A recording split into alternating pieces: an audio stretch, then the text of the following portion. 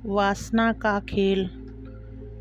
बात बहुत ही पुरानी है, जब एक नगर में एक बहुत ही अमीर सेठ रहा करता था। सेठ के पास सभी प्रकार की सुख सुविधाएं उपलब्ध थीं, लेकिन उसकी कोई संतान नहीं थी। संतान न होने के कारण सेठ जी हमेशा दुखी और परेशान रहते थे। परंतु ईश्वर की ऐसी कृपा हुई कि शादी के कई सालों बाद उन्हें पता चला कि उनकी पत्नी गर्भवती है। यह खुशखबरी सुनकर सेठ और सेठानी दोनों ही प्रसन्न थे।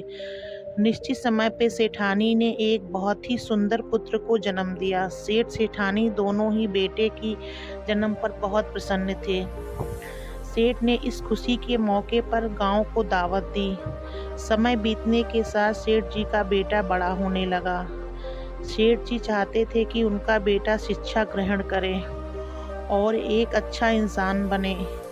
इसलिए उन्होंने अपने बेटे को गुरुकुल में शिक्षा ग्रहण करने के लिए भेज दिया। बेटा गुरुकुल में शिक्षा ग्रहण कर रहा था और इधर सेठ जी अपने व्यापार को बढ़ाने में लगे थे, किंतु भाग्य को कुछ और ही मंजूर था। एक दिन की बात है, सेठ सेठानी नाव पर बैठकर नदी पार कर रहे थे तो नाव की दुर्घटना हो जाने से दोनों की मृत्यु हो गई। दूसरी तरफ जब गुरुकुल में पढ़ रहे उनके बेटे को यह समाचार मिला तो वह बहुत ही दुखी हुआ। उसके मन में तरह तरह के बुरे ख्याल आने लगे, जिसका परिणाम यह हुआ कि वह अपनी शिक्षा पूरी किए बिना ही गुरुकुल से भाग आया। परंतु वह भागकर अपने घर वापस नहीं गया। वह जंगलों में ही भटकता रहा और जंगल के फल खाकर अपना जीवन निर्वाह करने लगा। समय बीतने के साथ साथ उसने जंगल में ही अपनी एक कुटिया बना ली। उसके मन में अब वैराग की भावना इतनी प्रबल हो चुकी थी कि उसे अब बाहरी दुनिया से कोई लगाव नहीं था। जंगल में रहकर वह ईश्वर का भजन करता था।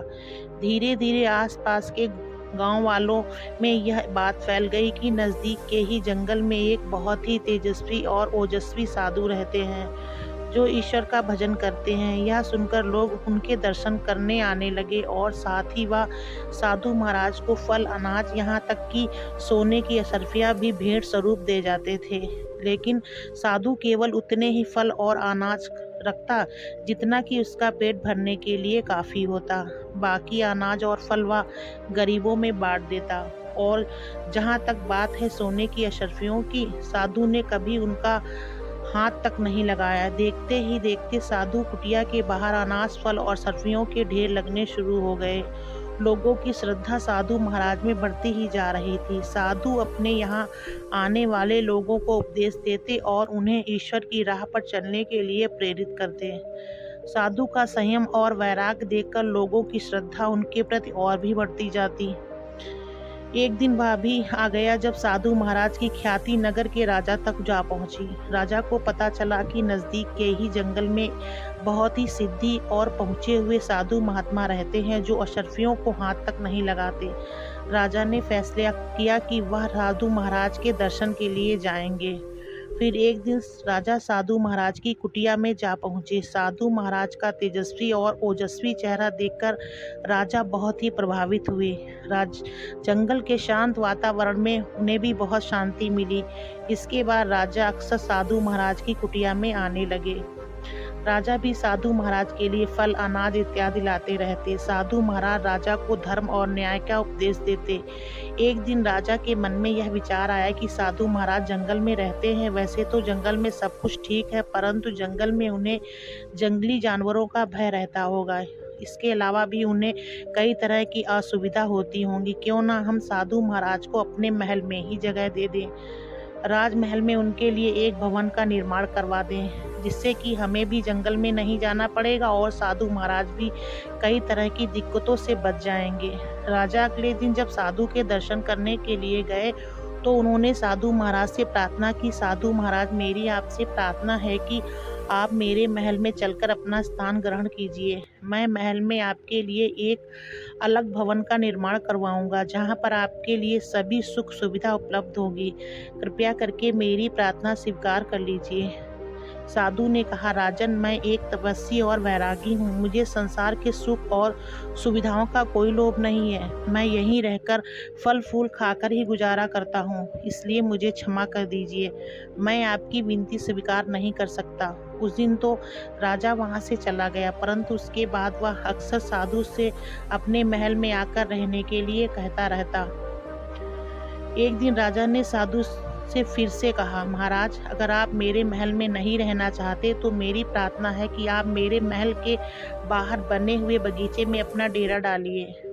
वहां रहकर भी आप प्रभु की भक्ति कर सकते हैं। कृपया इस पर इनकार मत कीजिए। आखिरकार साधु महाराज राजा की बात मान ही गए और वह महल के बाहर बने हुए बागीचे में जाकर रहने लगे। वहीं पर उन्होंने अपने लिए कुटिया भी बना ली। अब तो राजा प्रतिदिन साधु के दर्शन के लिए आने लगे। वे महल के बाहर बने हुए बागीचे में साधु से मिलने आते और उनसे उपदेश प्राप्त करते। राजा ने अपने महल में एक नौकर को खास तौर पर साधु की सेवा में रख दिया। उसका काम था कि वह साधु महाराज के लिए भोजन की व्यवस्था करे। महल के बागीचे में आने वाले बाद भी साधु महाराज से मिलने वाले आने वाले लोगों पर कोई रोक टोक नहीं था। नगर के लोग अब भी साधु महाराज से मिलने के लिए आया करते थे और उनका उपदेश सुनते थे। धीरे धीरे कुछ समय बीता। साधु महाराज का मन अब इस बगीचे में लग गया था। साधु महाराज की सेवा में लगाया हुआ नौकर उन्हें सही समय पर भोजन दे जाता। एक दिन की बात है, साधु महाराज की सेवा में जो नौकर लगा हुआ था वह एक जरूरी काम से छुट्टी लेकर अपने गांव चला गया।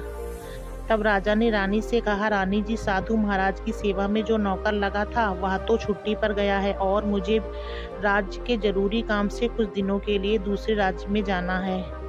इसलिए साधु महाराज के भोजन की व्यवस्था आपको ही करनी होगी, क्योंकि मैं आपके सिवा और किसी पर विश्वास नहीं कर सकता। आप स्वयं अपने हाथों से भोजन बनाकर साधु महाराज की कुटिया में पहुंचा दीजिएगा। रानी ने कहा, ठीक है महाराज, आपकी आज्ञा का पालन किया जाएगा। इसके बाद राजा कुछ दिनों के लिए महल से चला गया। रानी प्रतिदिन अपने हाथों से भोजन बनाती और साधु की कुटिया में भिजवा देती। एक दिन भोजन के समय रानी ने भोजन तो तैयार किया, परंतु साधु की कुटिया में भोजन को भिजवाना भूल गईं। इधर साधु महाराज भूख से व्याकुल हो उठे। उन्होंने फैसला किया कि वह स्वयं महल में जाकर भोजन लेकर आएंगे। यह सोचकर वह राज महल में दाखिल हुए। जब वह महल में पहुंचे और उन्होंने महारानी को देखा तो रानी की सुंदरता देखकर साधु महाराज मंत्रमुग्ध हो गए। आज तक उन्होंने कई स्त्रियां देखी थी, परंतु रानी जैसी परम सुंदरी उन्होंने कभी नहीं देखी थी। रानी की सुंदरता देखकर साधु महाराज के मन में रानी के पाने को इच्छा उठने लगी। वह उस समय तो कुछ नहीं बोले और चुपचाप भोजन लेकर वापस अपने कुटिया में आ गए। अपनी कुटिया में आकर उन्होंने भोजन नहीं किया और ऐसे ही सो गए। उन्हें ऐसा महसूस होने लगा कि वह रानी से प्रेम करने लगे हैं और इस प्रेम में वह खाना पीना तक भूल गए हैं। 2-4 दिन के बाद जब राजा महल में वापस आए तो उन्हें पता लगा कि साधु महाराज ने पिछले कई दिनों से भोजन त्याग दिया है। यह सुनकर राजा को बहुत ही दुख हुआ। वह सीधा साधु महाराज से मिलने पहुंचे। राजा ने हाथ जोड़कर कहा, महात्मा, आप अपने खाना पीना क्यों छोड़ दिया है? क्या मुझसे कोई भूल हो गई? तब साधु ने राजा को सच्चाई बताते हुए कहा, महाराज, मैं रानी से प्रेम करने लगा हूँ और उन्हें पाना चाहता हूँ। यह सुनकर एक बार तो राजा का मन चाहा कि वह तलवार से इस साधु की गर्दन उड़ा दे, परंतु अगले ही क्षण उनके मन में विचार आया कि ऐसा करने से उन्हें ब्रह्म हत्या का पाप लगेगा और दूसरा, इन साधु महाराज की ख्याति पूरे नगर में फैली हुई है, सो उनकी हत्या करने से लोग मेरे विरुद्ध हो जाएंगे। यह सोचकर राजा ने अपने क्रोध पर काबू किया और कहने लगा, साधु महाराज, इस समय आप कामनाओं और भावनाओं के वश में हैं, इसलिए मेरी प्रार्थना है कि आप ठंडे दिमाग से सोच विचार कीजिए। जो आप कह रहे हैं वह सही है या नहीं, इसलिए मैं अभी यहाँ से जा रहा हूँ। 2 दिन बाद फिर आकर आपसे मिलूँगा। यह कहकर महाराज वहाँ से चले गए। राजा ने साधु से यह बात तो कह दी थी, परंतु अंदर ही अंदर वह बहुत परेशान था और क्रोधित भी। महल में वापस आने पर जब रानी ने राजा का चेहरा देखा तो वह समझ गई कि राजा किसी बात को लेकर बहुत परेशान है। वह कहने लगी, महाराज, मैं देख रही हूँ कि आज साधु महाराज की कुटिया से वापस आकर आपका मन शांत नहीं है, बल्कि आप परेशान दिखाई दे रहे हैं। इसका क्या कारण है, मुझे बताइए। राजा ने महारानी को सारी बात बता दी कि किस प्रकार साधु जब रानी से खाना लेने के लिए महल में आया तो रानी के रूप को देखकर रानी पर मोहित हो चुका था। यह सुनकर रानी को भी बहुत ही आश्चर्य हुआ कि ऐसा तपस्वी साधु की किस प्रकार संसार की माया में फंस सकता है। परंतु कुछ सोचने के बाद उसने राजा से कहा, महाराज, क्या आपने इस समस्या का कोई हल ढूंढा है? महाराज बोले, रानी, मेरी समझ में कुछ नहीं आ रहा।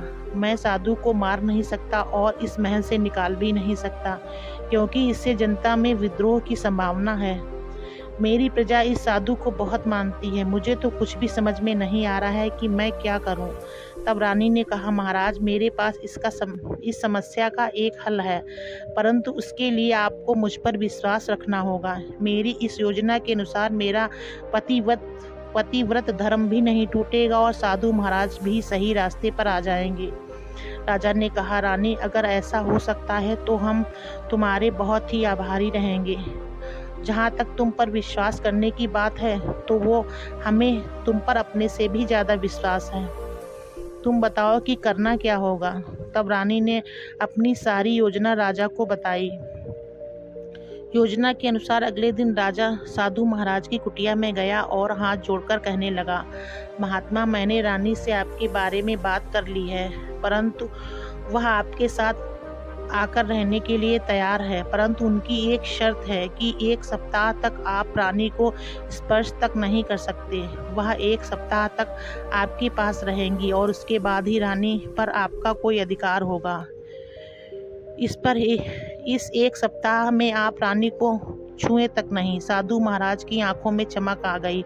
उन्होंने बिना एक क्षण गंवाए हामी भरते हुए कहा, मुझे रानी की सारी शर्तें मंजूर हैं। वह 1 सप्ताह तक मेरे पास आकर रहे, मैं उन्हें स्पर्श भी नहीं करूंगा। उसके पश्चात राजा वापस रानी के पास गया और उसे सारी बात बता दी। अगले दिन रानी बगीचे में बनी हुई साधु की कुटिया में आ गई।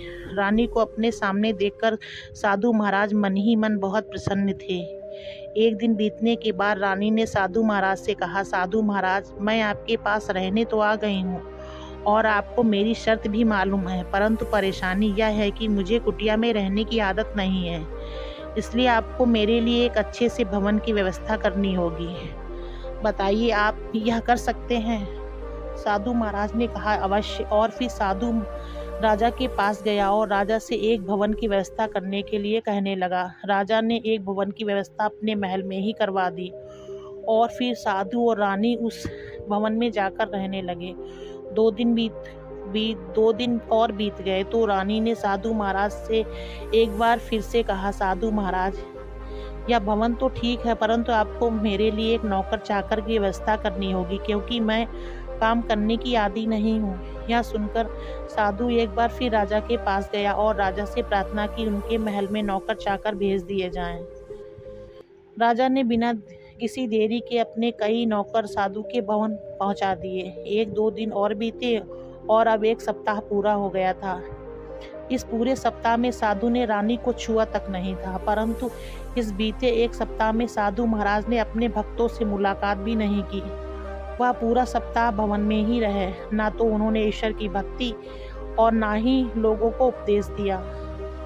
आज जब 1 सप्ताह पूरा हो गया तब साधु महाराज रात के समय रानी के पास गए और रानी का हाथ पकड़ने की कोशिश करने लगे। तब रानी ने हैरान होकर ऊंची आवाज में कहा, आप कौन हैं और मेरे भवन में क्या कर रहे हैं? साधु ने कहा, यह तुम क्या कह रही हो रानी? हम वही साधु हैं जो तुम्हारे महल के बागीचे में रहते हैं। तुमने हमें वचन दिया था कि 1 सप्ताह के बाद तुम मेरी हो जाओगी। तब रानी ने कहा, नहीं साधु महाराज, आप वो साधु नहीं हैं जो महल के बगीचे में रहते थे। वह तो एक बहुत ही तपस्वी और बैरागी साधु था जो हमेशा ईश्वर की भक्ति में लीन रहता था, मोह माया के बंधनों से मुक्त था और अपने भक्तजनों को उपदेश भी देता था। परंतु मेरे सामने जो साधु खड़ा है वह तो मेरे रूप के मोह जाल में फंसा हुआ है। वह ईश्वर से दूर है और अपनी कामनाओं को पूरा करने के लिए किसी भी हद तक जा सकता है। साधु महाराज, अगर आप मुझे पाना चाहते हैं तो मुझे वही पुराने वाले साधु महाराज से मिलवाइए। साधु ने जब रानी की यह बातें सुनी तो वह शर्म से पानी पानी होने लगा। उसकी अंतरात्मा उसे धिक्कारने लगी। रानी ने आगे कहा, साधु महाराज, मैं जिस साधु महाराज को जानती थी वह लोगों को उपदेश देने वाले और उनकी भलाई चाहने वाले थे। विषय वासनाओं पर वह विजय पा चुके थे और एक महान पुरुष थे, परंतु आप वह नहीं हैं। आप तो स्वयं इस समय विषय वासनाओं में फंसे हुए हैं। रानी का कहा हुआ एक एक शब्द साधु महाराज के अंतकरण पर चोट कर रहा था। उन्हें ऐसा महसूस हो रहा था जैसे कोई चाबुक लेकर उनकी चमड़ी उधेड़ रहा हो। शर्म के मारे साधु महाराज आंख नहीं उठा पा रहे थे।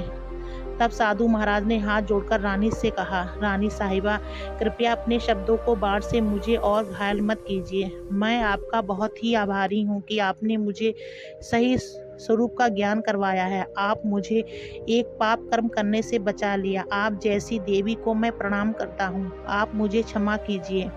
साथ ही साथ मैं आपको धन्यवाद भी देता हूँ कि आपने मुझे सही दिशा दिखा दी। अब आप मुझे आज्ञा दीजिए, मैं वापस जंगल में जाकर अपनी कुटिया में रहना चाहता हूँ। वही स्थान मेरे लिए उचित है। एक बार फिर से मैं आपसे क्षमा मांगता हूँ। इतना कहकर साधु महाराज वहाँ से निकल गए। जंगल में वापस जाने से पहले वह एक बार राजा के पास गए और हाथ जोड़कर राजा से क्षमा मांगते हुए बोले, राजन, मैं आपका क्षमा प्रार्थी हूँ। मैं एक बहुत ही बड़ा अपराध करने जा रहा था, परंतु रानी साहिबा ने मेरी आंखें खोल दी। कृपया आप भी मुझे क्षमा कर दीजिए। राजा ने कहा, साधु महाराज, मुझे खुशी है कि आपकी आंखों पर जो विषय वासनाओं का पर्दा आ गया था अब वह हट चुका है, और आशा करता हूँ कि आप आगे भी हमारी प्रजा को अपने उपदेशों के द्वारा सही मार्ग दिखाते रहेंगे। साथ ही साथ मैं वचन देता हूँ कि यह जो घटना हुई है वह रानी मेरे और आपके सिवा किसी को मालूम नहीं होगी। इसके बाद साधु महाराज वापस वन की ओर प्रस्थान कर गए। एक बार फिर से वह अपनी कुटिया में रहकर ईश्वर की भक्ति करने लगे। दूसरी तरफ राजा ने अपनी रानी की समझदारी के लिए उसकी बहुत प्रशंसा की। इस तरह से रानी ने अपनी बुद्धिमानी से रास्ते में भटके हुए साधु को वापस सही रास्ता दिखला दिया। अगर आपको हमारी वीडियो अच्छी लगी, वीडियो को लाइक करें, शेयर करें। चैनल पर नए हो तो प्लीज़ चैनल को सब्सक्राइब करें।